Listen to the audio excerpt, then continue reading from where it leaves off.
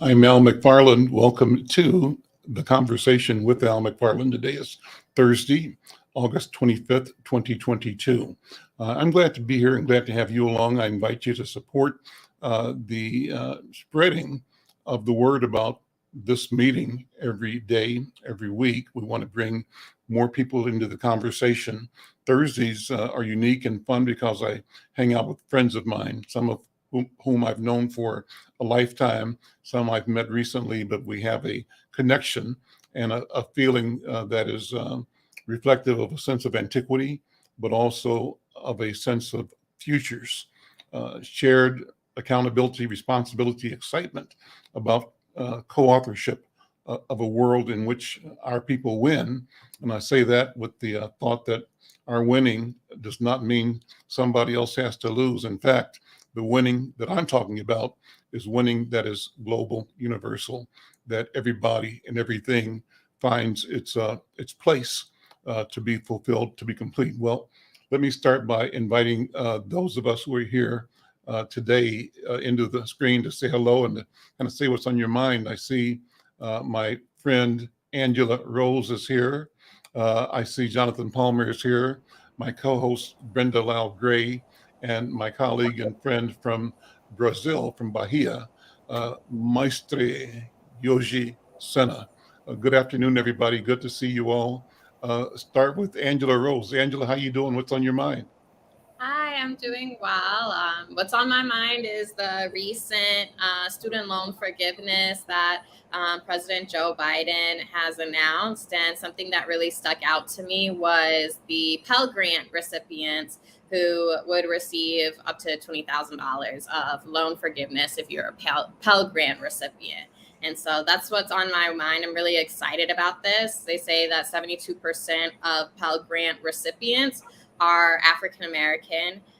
So, this would disproportionately impact, those low income Black students that we want to support and uplift so that they're not financially strapped as they're going into the future. So that's what I'm really excited about. I'm really happy to hear.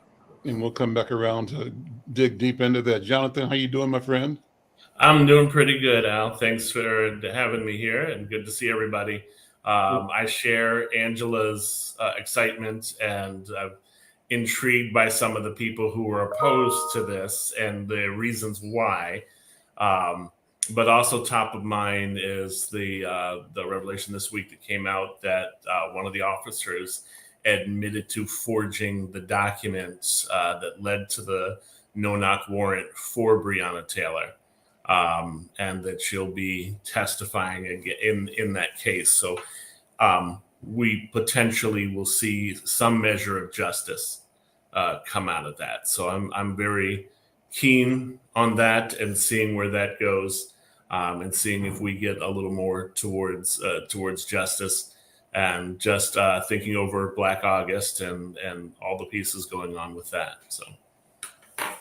Great. We'll come back to each of those things and sort of dig deep. I want to say hello to my colleague and friend in Bahia, Yoji Sena, Maestre Yoji Sena. Yoji, how are you doing, sir? I'm doing very well. Thank you for having me today. It's a beautiful day here, sunny, and nice to see all you guys. Good to see you as well. What's top of mind? What's on your, when you woke up this morning, which of the world's problems were you focused on, if any? I woke up at 5 o'clock. It was still dark, and and I say, why I wake up like this every day so early? But well, I go throughout the day. I go through a lot of things. I read a lot of despair things. But I've been thinking, particularly today, the stuff of Ukraine. Uh, how is the world? So unfair, and now how much interest it is to the war to keep going. And this was what I was reading yesterday. It's produces a lot of money for a lot of people, and in the fact that because I read last night. Last thing I read was an article about, I think it's the military industrial complex as an entity that is behind the government of the United States historically since its foundation. Like a lot of the industry, and the United States has been continuously in war, and that does produce a lot of employment. So if you look in the world of these present-day nations, the United States, since its inception, it's in an external war with somebody. With the story with Libya, with the pirates that was taking shelter in Libya, with the creation of the Marine Corps until today. But there's a lot of stuff going on too in the world. A lot of stuff. We'll come back to that as well.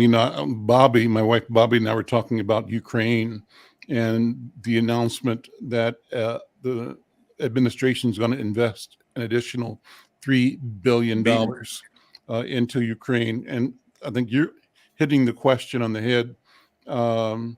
It's 43 billion in the last 6 months. New. No, in the last 6 months, it's 43 billion. Right. Yeah. It's staggering. Yeah. And so the question is, how do we look at the flow of all that money? Where does it go?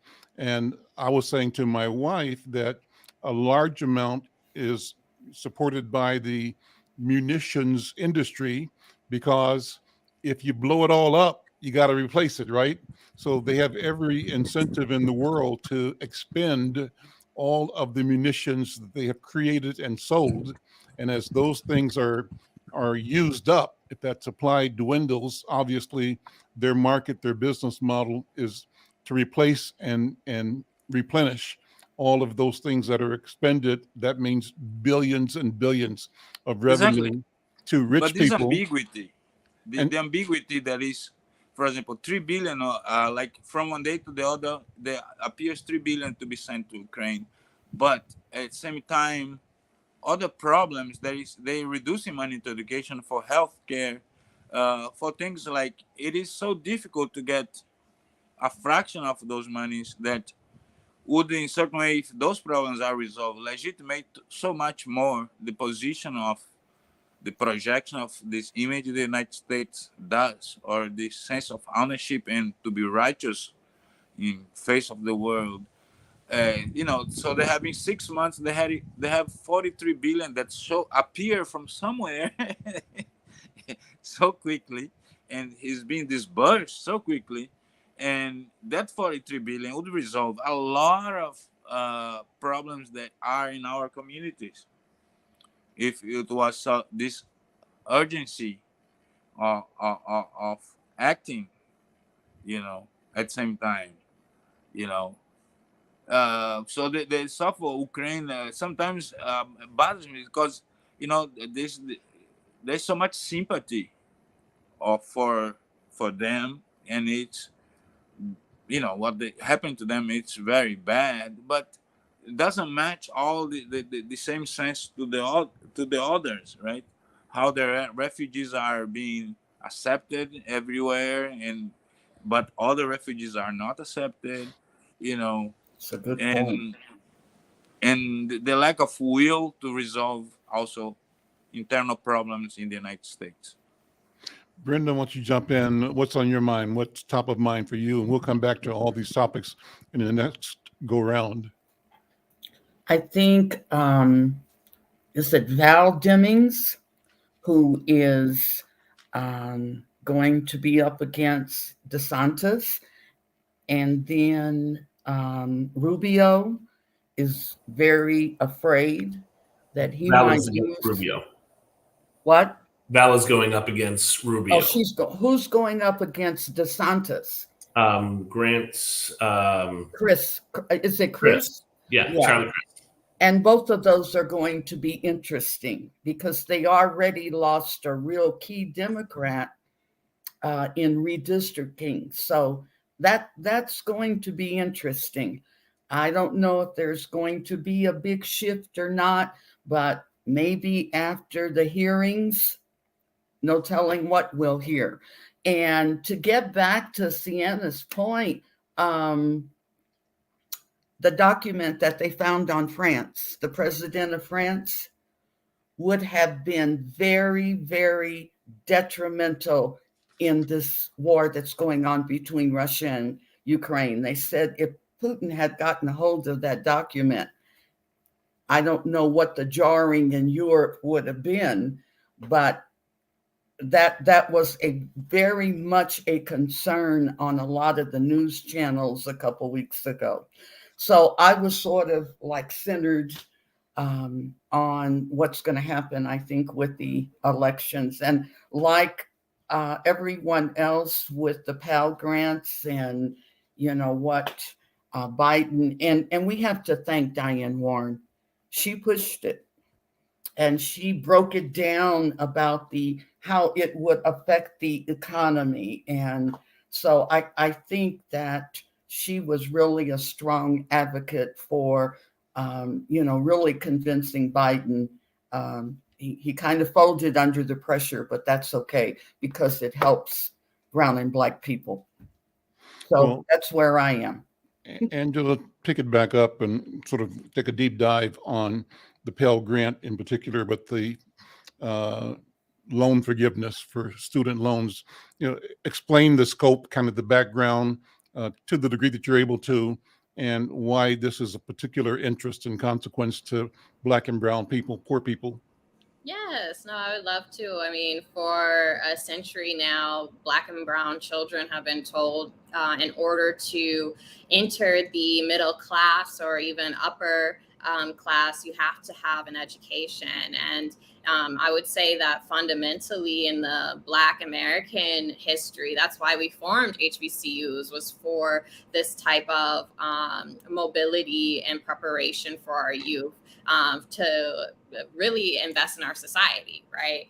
But unfortunately, in the last 20 years, President Biden said, if I'm quoting correctly, the loan amounts have tripled. And myself, I had to, get student loans. I was very fortunate that my parents helped me out too. And my parents did what they could, financially, so that the burden wasn't insurmountable. But by the time that I graduated from my college, I still had $180,000 of loans, which is less than what I could have had, right?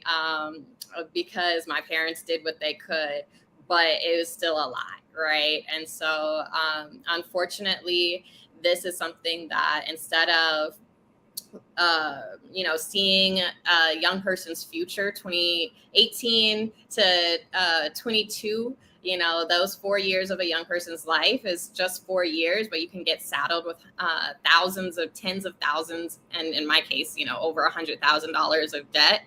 That is something where we've been fighting. The NAACP, I've actually, since 2020, have been calling my senators, and also the NAACP Youth and College Division had weekly call your senator, call your representative phone banks to eliminate student debt. And what they wanted initially, they were going for $50,000 of student loan debt, which is what the Youth and College Division of the NAACP, they had called for, had a referendum around, and had voted on at the National NAACP conference. And what President Biden had run on was student debt relief as well. So now he's saying, after a long-awaited time in office, that he is calling in his campaign promise.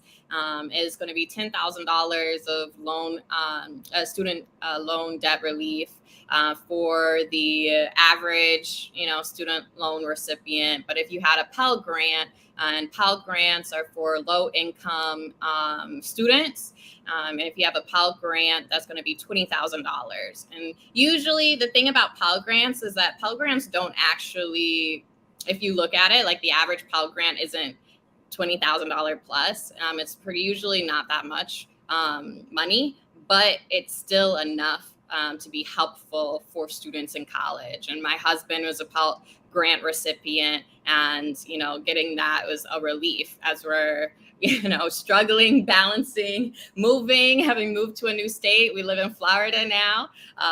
So we have less taxes in general than Minnesota, but any relief in Miami and the Miami real estate market and the Miami quality of life market is a relief in and of itself, So yes, that's kind of like the broad, and then also, it's just some personal input as well. I'm someone who would benefit from the student loan relief, and I'm someone who still wants to go. This is also for undergraduate. I heard that this is for your undergraduate. And I went to a private institution. I went to Barnard College of Columbia University, which is known as one of the most expensive schools in the country. Mm-hmm. So, undergrad, but I would just say also, I've had a fantastic experience at the University of Minnesota for my graduate degree. And when I tell you the sigh of relief that I felt looking at my graduate degree for 2 years of my master's degree is going to be a semester at Barnard, it's like the cost. So, some of these schools really are disproportionately extravagant in the price. And so, we have to do, of course, what is best for you. And I wanted to go to the best college that would take me. And I'm thankful that, my family was able to. But the student debt relief I'm happy with 10,000. When that 50,000 come through, I'm going to be even more happier. I'll be happier.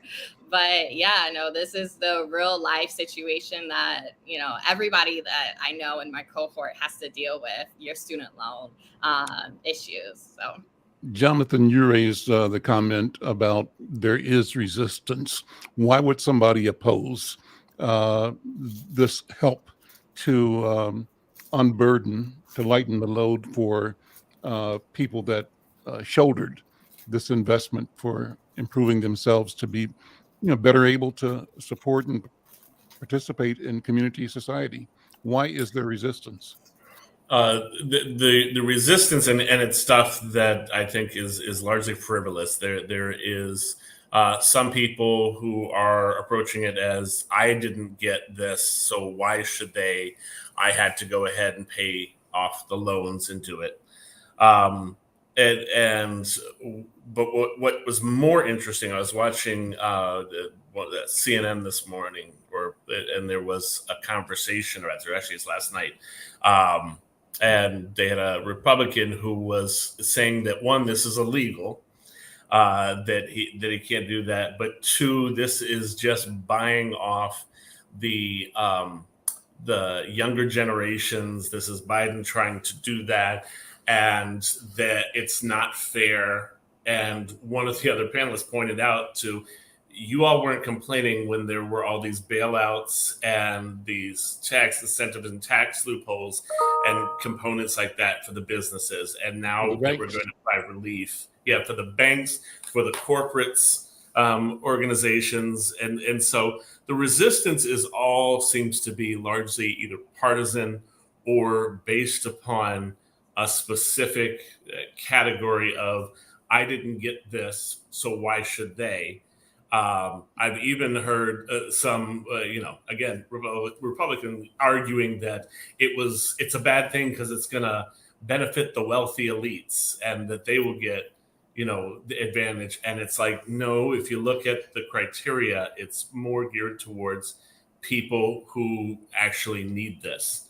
That it is fascinating to look at the amount of tax cuts that get pushed through for corporate entities, the amount of incentives, bailouts, and then when we're talking about doing it for people, then suddenly it's a problem that's going to impact the whole of our society and bring it crashing down.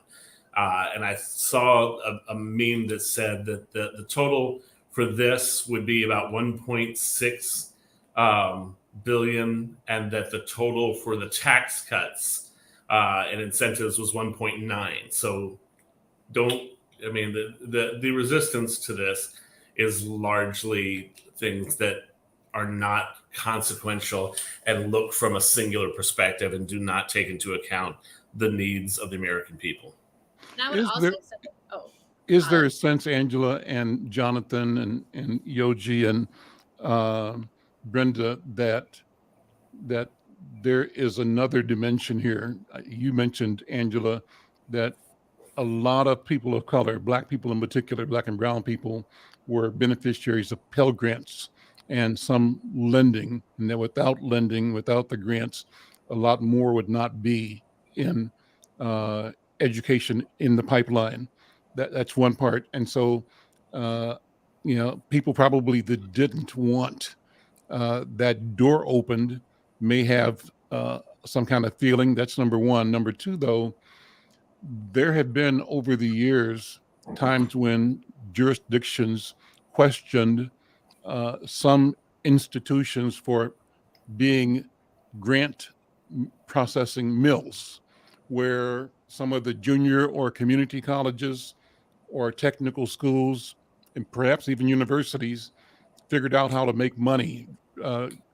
Incoming freshmen, big revenue because of loans and grants that the institutions could benefit from and count on, fully aware that the students would not be there past the first semester or certainly past the first year.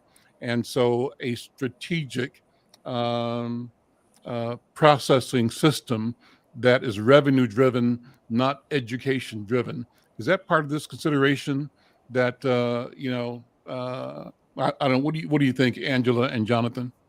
Yes, no, I was listening to NPR this morning, and they were talking about how a lot of the state institutions haven't actually gotten the support that they need financially from the state and from the government already. So they will be raising prices, and they do need to find ways to make money. But I mean, I was living at Barnard with 5 other girls in a 6-dorm, room, and we had rats, and I was paying $9,000 a semester just on dorm living expenses to Barnard, right? So sometimes, the proportional impacts, you don't see it manifesting on a lot of these college campuses of why am I paying so much for what seems like deteriorating buildings. Some buildings didn't have even AC. Don't even get me started on some of these HBCUs that I've been on campus. And when it happens, but they unfortunately have to make money somehow. And I really do believe that if we supported our state institutions to being the best educational institutions that they can be, that are affordable and accessible for the lowest bracket of the U.S. Students, right? The socioeconomic students, then, we wouldn't be saddled with this debt anyway. But then also you have on the other end of the debt, you have a bunch of interest, right? So this interest can be negotiated while you're in school. When I was on the dean's list and I had a 3.8 GPA, I was able to actually negotiate the interest down on my student loans for the next year. But a 3.8 GPA is not something everybody can do, right? And it's still, even if you are getting that 2.7, that 3.0, you should still be able to afford your education. I would just, add into that that may be one of the factors that people are considering, but the benefits far outweigh that. And again, we're talking about good for the American people. We're talking about good for the people most in need, which is what our country is supposed to be about. Not what it is, but what it's supposed to be about. So this is one of those things that we need to be living up to.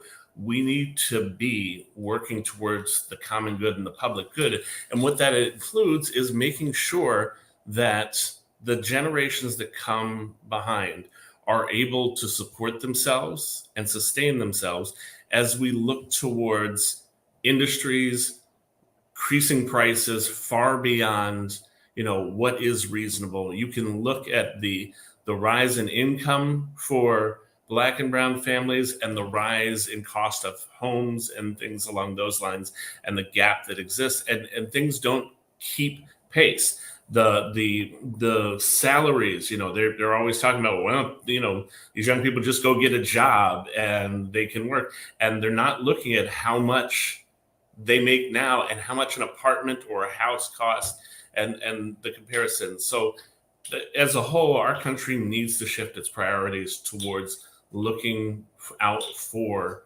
American people, not just the top 1% to 2% and the advantages they can have. Yoji and Brenda, any comments or thoughts? Did you experience student loan when you were a student, or do your children, Yoji, have a student loan Yes. debt? How's the community reacting to Yes. the situation? Well, I do have student loans, and my son is particularly stressed about it. So he's being very relieved to know about, this new thing is coming. And me too. I have, I think, maybe between 20,000, 30,000 debt, and that's gonna make things easier, because that would make owning would make difficult to get credits and stuff like that was very difficult.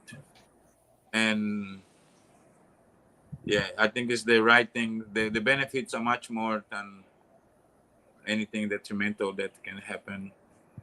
And I think what's been very clear, it is nowadays with this polarized politics, it is very clear, even though that's, some of the liberals sometimes towards our community, they are ambiguous.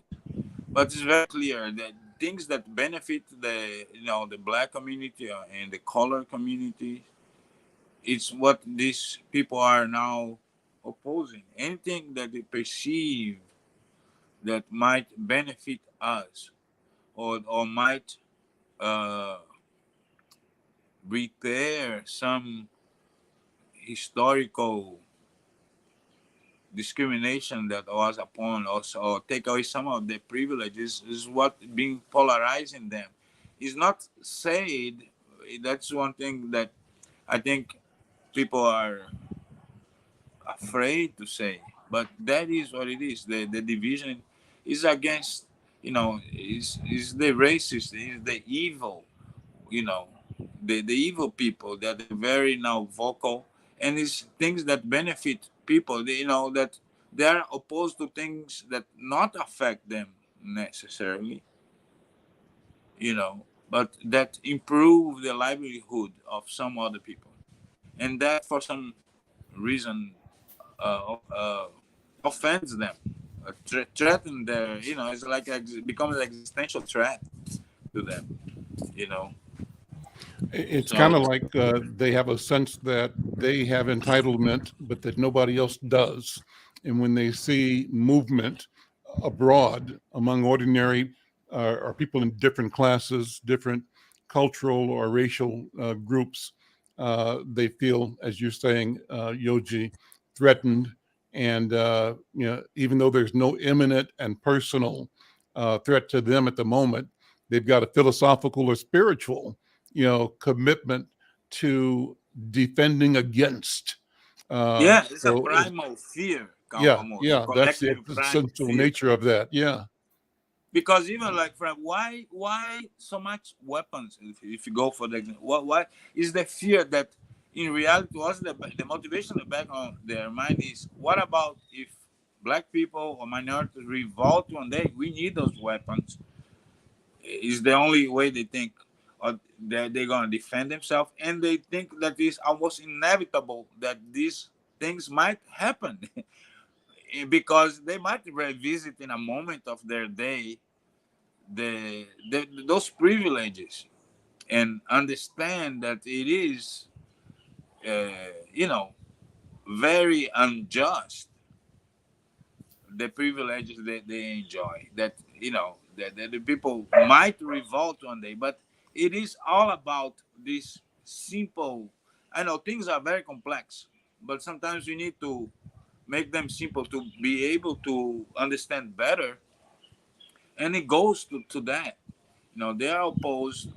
Is the fear of the stranger taking different you know manifestations, but is the fear is fear. Churches are selling fear, the politicians are selling fear. All is fear. Their fear that other people become happy, Oh, that's become a strong empowered. statement. Brent, That's powerful. yeah, Brenda, what are your thoughts? Just what Senna said. They're afraid of people being happy. I was sitting up here thinking about how they used affirmative action as a whip. And especially when you were working in predominantly white offices or on the college campus or whatever, it didn't take them 2 minutes to talk about how you were an example of affirmative action. And I remember one time I asked, well, why is it necessary anyway? And no one said anything in the class. It was in a graduate class at UMKC. And I said, why did we have to have it in the beginning? To let our kids have the same education that your children have. So I was thinking about that, and they used that for almost a decade. Mm-hmm. So it's this innate fear, and unless we break these silos down in the next 72 or 73 days and get out there and make for sure that people are legally registered to vote, because they're going to come after us. They're going to watch everything. But now they're talking about there not going to be that many people in the, who are going to be helping in the voting. They're afraid. So they don't want the danger. So now they're soliciting college kids who are 18 or over who would go through the training and be able to help in the precincts. So it's going to be interesting, but affirmative action used to really make me angry. But then I knew that a lot of my students wouldn't be in the positions that they were in.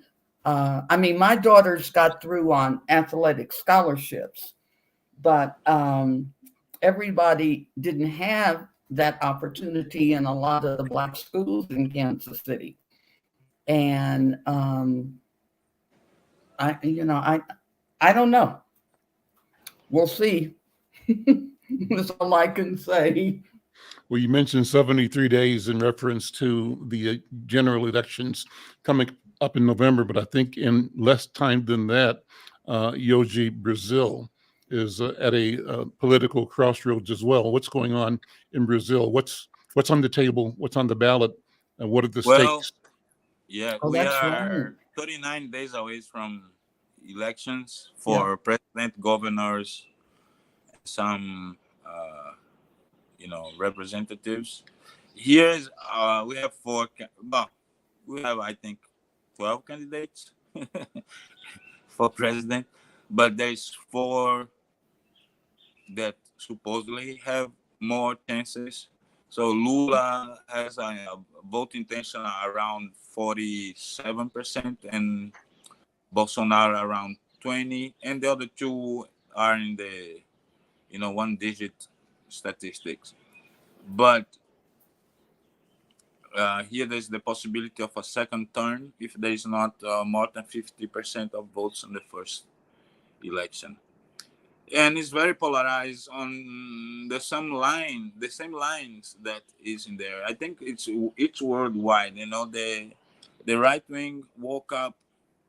I think one of the one of the things that polarized much of all this resurgence of extreme right wing of the fascists in the world was the election of Barack Obama. It's like all of a sudden they say, "Oh, we've been too nice, let these people express themselves." All of a sudden, a black man became the president of the United States.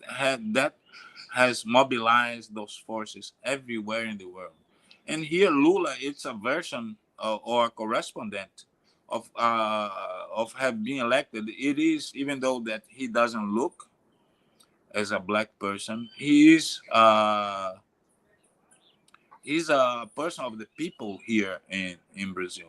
As I was talking to Al earlier, he's one of the representative of our Mexicans here, people of the Northeast that migrate to the South, the industrial centers to work. That's the heavy work that people don't like to work. And Lula has ascended from being a factory worker until became a president. And that also is the first time in history that is not somebody that is linked to the elite of Brazil. So that mobilized to a lot of people into says, oh, they have gone too far. You know, he did empower a lot of people, did a government that was focused on the well-being of people and a lot in this thing of really of happiness, you know, being happy and being proud. And because he did improve the average person life, you know, saying a lot of policies very similar to the United States they put it forth. So a lot of black and poor people did have access to universities, because also they opened a very large number of universities. So before, university was kind of a privilege. Now it's more common to people like us to have access, because there is several good universities, federal universities, you know, available. And that bothers people. So people don't have any more domestic workers as before, or the daughter of the domestic worker not necessarily going to become another domestic worker. Now they do have the chance to get to the university. So here is very polarized, because the Bolsonaro in the last year, because of the elections, he is doing a lot of populist policies and replicating what the left-wing government did as a policy. So they are giving a lot of benefits of people to people, right? It's called Bolsa Familia. So they increased giving.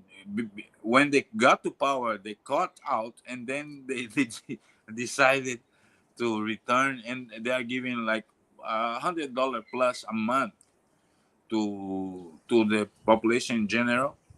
You know, that they're giving credit to people who drives Uber, taxi driver, truck drivers. So they are doing these populist policies to try to buy the votes. And the race is very, certainly it's still very tight. That's a possibility that goes to the second turn, but it's divided. The South, that is more European, they tend to respond more to Bolsonaro. In the Northeast, that are, you know, where Bahia is, even though the Rio has a sizable, and São Paulo has a sizable black population, but the bulk it's in the Northeast. So here in Northeast, the difference between Lula and Bolsonaro is very large. You know, it's in terms of vote, it's close to 60% on Lula. So they are concentrating a lot of the campaign in the Northeast, and it's the same thing. The fear that, you know, us getting power, the fear of the crime. It's always the conservative doing trying to cut people expression of joy. So a lot of social agendas that they are worried instead of well-being. So they they're against funk music, for example, or those kind of stuff. And the gay pride parade is a big deal to them. When you and I talked earlier, Yoji, you told me that for the first time, the majority of Brazilians identify themselves as Black. Yeah. And so that's major. What does that mean? I mean, it's not that they happen to get Black overnight, but for the first time, they are calling themselves and identifying with Black culture and saying that they are Black people. What does that mean? That's number one. And the second question we talked about earlier as well, and that is, as our numbers increase in Brazil in particular, but throughout the diaspora, and as we participate more effectively in the economy, in the society, in the political and institutional apparatus, do we find ourselves being inventive, innovative, being agents of change in ways that improve society for our own families, our neighborhoods, our communities, and our culture, and therefore for all of the entire society? Or do we, as some have criticized, install a number of bureaucrats and corporate managers at the seat of power in different arena, and those people find themselves being the new colonizers, keeping poor people poor and supporting the idea of white supremacist thought, the power of the few over the many? What do you think? Yeah. Well, I would say they say that power corrupts and people wants to keep the status quo. So here, what's driving here in Brazil? What is the unusual of this election is that the first time in the last two census, the population they start people declare when there's the census, they declare what their race are. Here in Brazil, throughout time, the term for Black people changed just recently, but still in the census, we are not called Black. That is negro or preto, but you are called pardo. Pardo, it's a color that doesn't exist, right? Pardo, is when there is the dusk or the sundown that you cannot define things, right? Where the colors, but that is how, but they lump in that category everybody that doesn't look white. So it can be a very dark person, can be me, can be a light-skinned Black person, and sometimes a dirty I'm sorry I said that, a dirty poor white person can go in the category. But the politics of identity has been, as I said a few programs earlier, we here in certain way replicates or mirror what happened socially in the United States because of the similarity of the social tissue. So people nowadays have been empowered to understand that they are Black, and to have pride in that. So in the last two census, majority, 54% declares to be Black or pardo in Brazil. So officially nowadays, we are a country that more than half of the population are Black, right? And that is 110 million people around. But this election, the peculiarity is that the majority of the candidates themselves declare to be Black. So it's 49 point, let's say 26 versus 49.16 that declares to be white, right? This is a very slim majority, but it is a peculiarity that this is happening. People has not tried still to the media has not tried to explain why it is, but did call the attention that is this phenomena happening. So, and this phenomenon, as I said to you earlier, the front runner here for the governor of my state in Bahia, he's the grandson of this historical politician here. You know, that's kind of the caudillo of the area historically. And he, in this election, he declared himself to be black. So he is the grandson of this white family, but he's particularly very dark for being the son of a white family, right? Yeah. Colorism. But Colorism. yeah. But here sometimes also people jump fences very easy sometimes, So because also here that is the racial is become, but the social issue sometimes overcome. So if you are dark but you behave in a certain way, people can pretend they don't see your color, So, but there is the potential of remaking the face of the new Congress of Brazil with this election, where the perception of that will represent. Also, there is a lot more candidates that are natives Brazilians. So that also is very interesting. So there is, a few representatives of the Indians in the Congress, because here there is several political parties. It is a lot of them, and they clump into the center, and with that they negotiate, positions, and there is not very like in the United States. There's Democrat and Republican, so there's a very long hue of, and people switch from a party to the other like almost like a sport team, Let me ask Jonathan to come back in. Jonathan, you mentioned in your opening comment about Breonna Taylor, the fact that there is movement in the trial against the officers that were involved in a no-knock warrant that resulted in the shooting death, the murder of Breonna Taylor. Talk about that. What does it mean? What does it mean?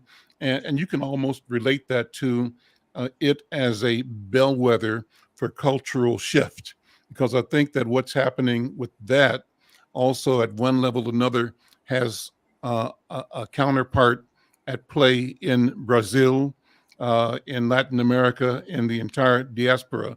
I'm thinking that I could be wrong, but set it up and go into it, Jonathan Palmer. Yeah, I'm not hearing you. You unmute.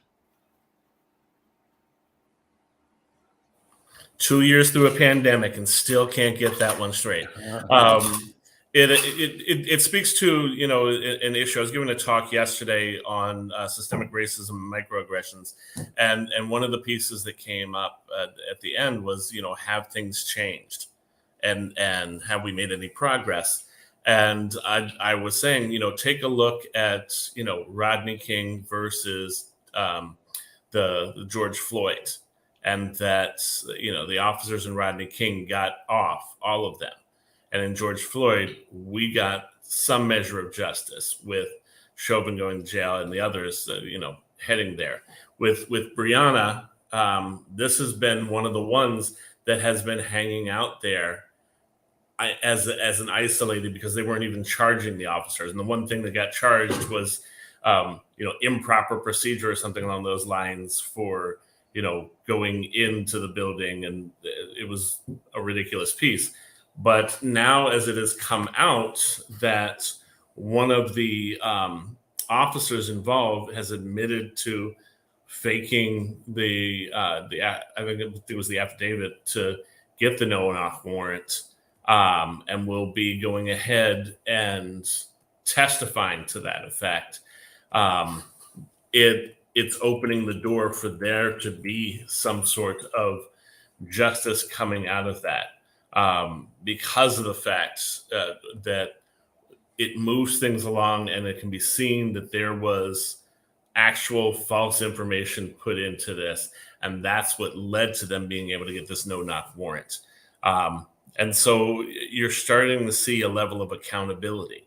We're not in a perfect place yet, but you're starting to see more of that coming down. And you can look, right at what's happening on the national stage. Speaking of documents, you can look at what's happening with Trump and the new revelation that shows the timeline goes even further back. And so what I see a lot of times is the establishment people are running out of the excuses, and people are being exposed to the lights about what things that they have done, the things that they have gotten away with historically, and we're starting to see movement along that path. Not there yet. There's a lot more work to do, but it is refreshing at least to see things being brought to light and things being exposed, so you can see the corruption that exists and that has been glossed over or looked past, and begin to bring some measure of justice and accountability to that. Brenda, you were talking that same tone, I think, when you were looking at and questioning the documents being discovered or demanded from the president's compound at Mar-a-Lago. So how does this tie into you? What does it signify in terms of the society moving towards more transparency, more accountability? Is there a double-edged sword here? What are your thoughts, Brenda? I'm kind of waiting on the September hearings, because I understand, like Jonathan said, this is going all the way back, even before, all of this started opening up. And so I kind of think we're on our way, but they're small steps. And unless we let our voices be heard through the vote, it might be to no avail. So I'm just praying that we are educated enough to know what's going on.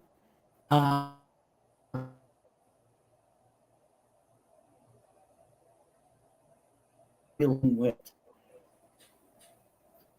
So, I don't know. Prayer's pretty powerful. We're going to need a lot of it.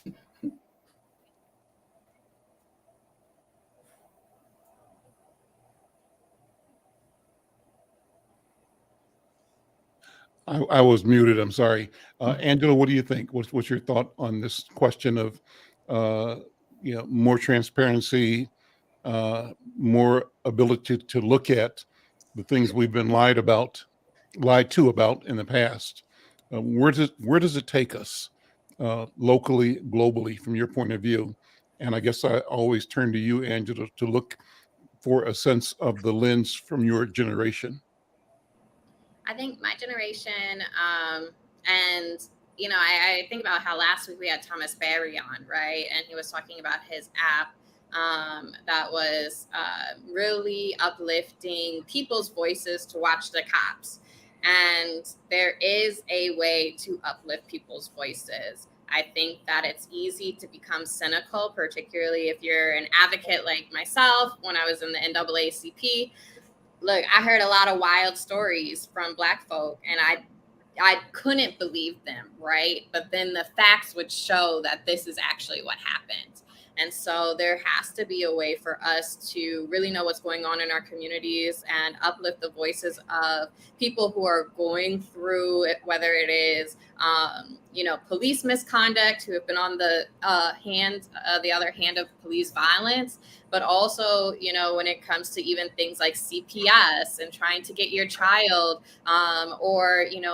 being evicted from your housing under really, strange, illegal means. these are stories that we hear all the time in our communities, and we just have to really center those voices while we're making policy decisions and addressing the systemic racism that allows for our community to be abused.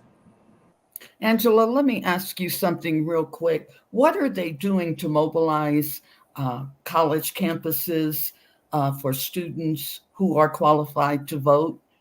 So Michelle Obama has a great organization. I say she's the face of the organization of We Vote. And so they have like a text campaign.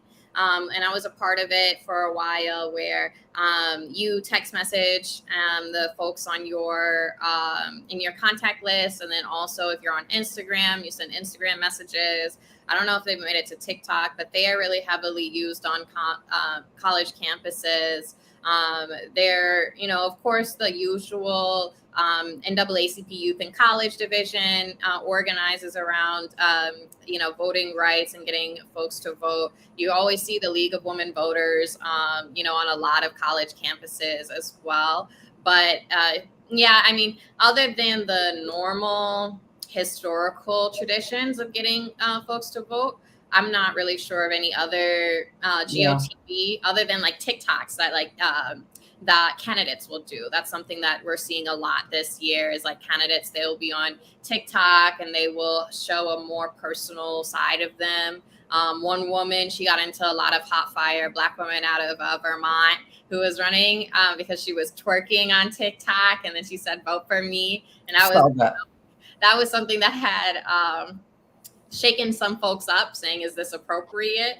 But she got attention, right? And sometimes you have to cut through the status. Break the rules, huh? Right? And she saw some good reception, I think. I don't know, what her constituency base looks like, right? But if she's doing it, she must have a belief and a trust in her base. Can you imagine we've gotten to the point where you earn a vote by twerking?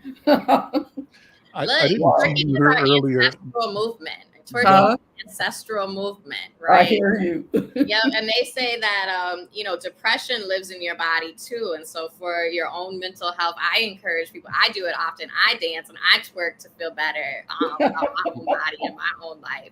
So I'm for it. And hope no one but your husband is looking. Huh? Look, I'm twerking for myself and for the ancestors. Okay.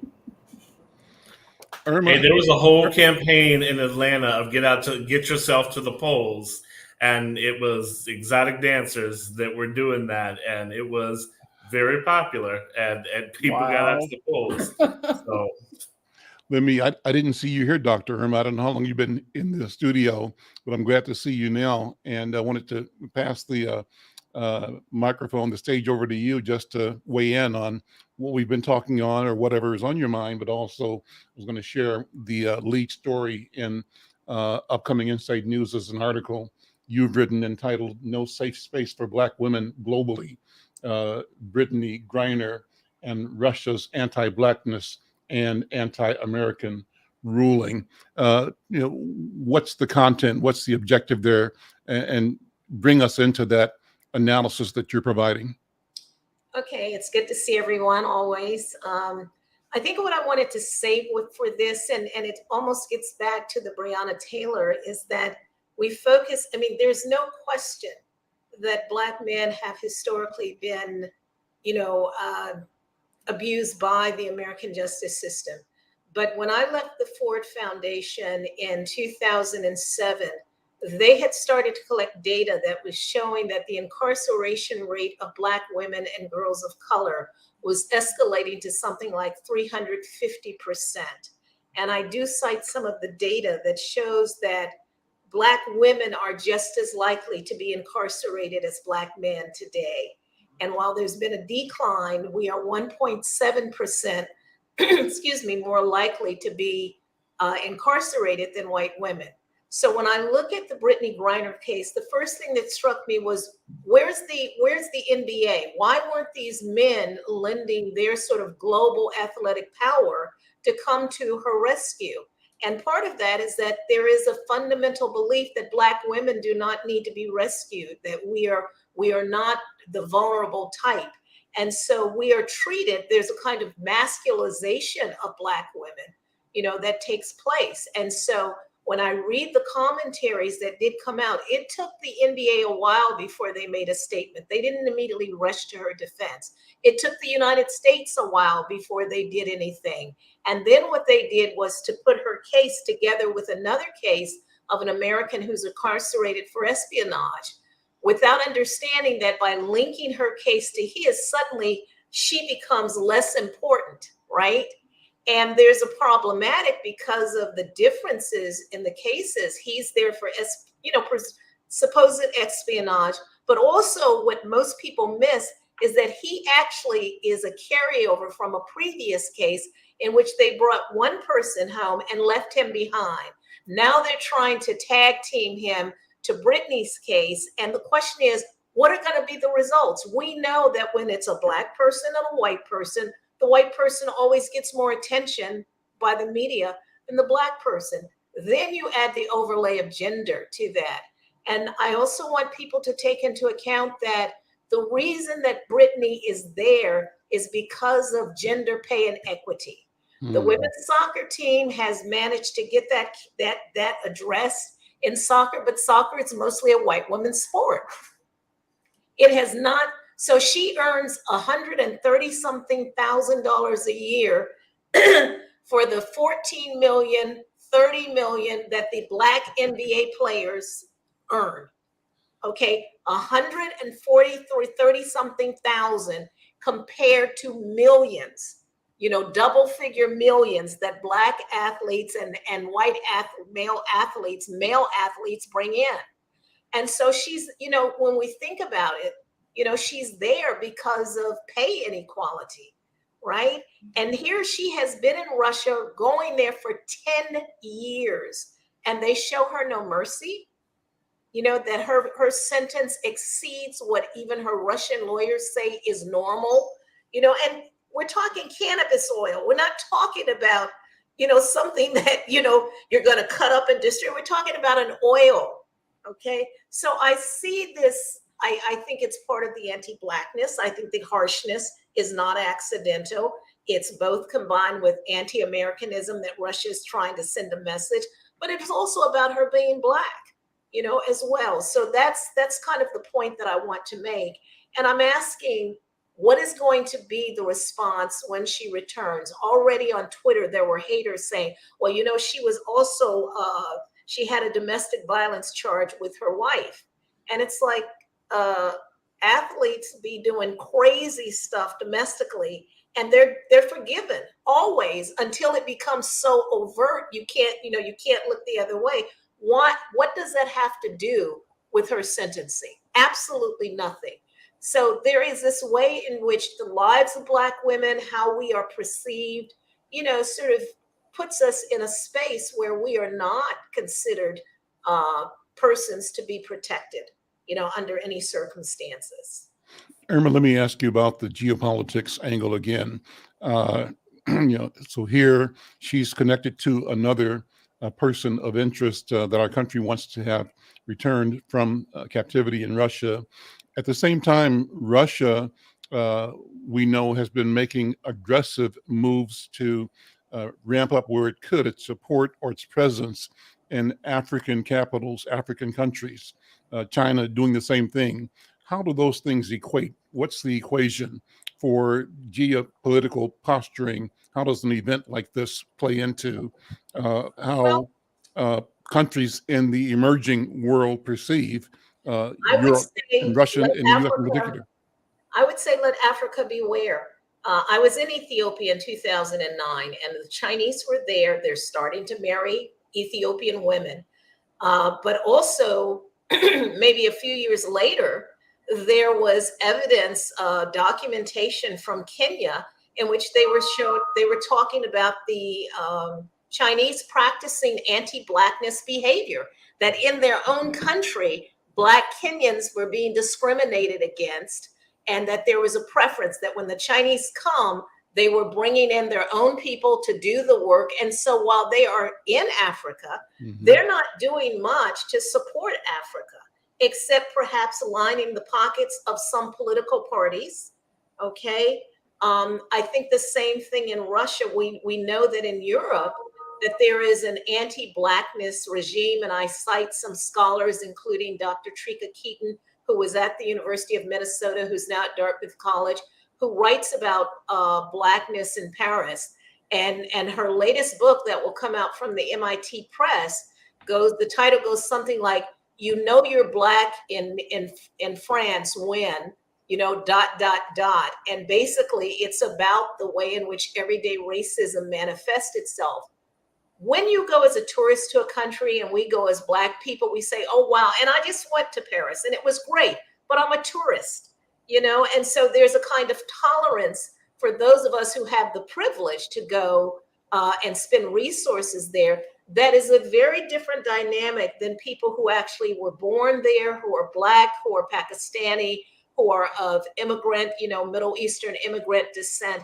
They have to live with it ongoing, and their experience is radically different, you know, from what we experience as tourists. So I think that we know that anti-Blackness is global. I don't doubt that it exists in Russia. In fact, we heard about it in Ukraine, where the African people who were there were actually left behind when they were evacuating. So we know that it's not just Russia, it was the Ukrainians who were doing this. We also saw how in Europe, they were welcoming Ukrainian, you know, refugees because they were white, and in a way that they did not, you know, welcome other refugees. And I'll tell you that I was in Mobile maybe a month ago, I've just returned again, but in the airport, United stands with Ukraine. I've never seen such a sign that says United stands with Haiti, United stands with Afghanistan, United stands with Palestine. I've never seen that. So part of it has to do with our attention to the Ukraine is not just about Russia, but it is because Ukraine is perceived as a white country. Let's leave it there. What a wonderful conversation. Dr. Irma, thank you as always. Good to see you. And I really want to go deeper into this question of the geopolitical. So next week, I'm going to try to invite our colleague from Bogota, Jesus Chucho Garcia, who's writing the column in Inside News called Afrodescendientes. And I want to ask all of you to go get Insight. You will see, maybe I can show it in our screen today. We were successful, thanks to Yogi Sena and others, in creating, let me see, our intent to 6 languages, love it. Present 6 languages and one story in 6 languages. So this is it, a story about names, African names surviving the slave culture in Colombia in particular. So I want to keep doing this kind of innovation at the neighborhood or community newspaper level, but also understand that technology allows us to see our diaspora as part of our neighborhood.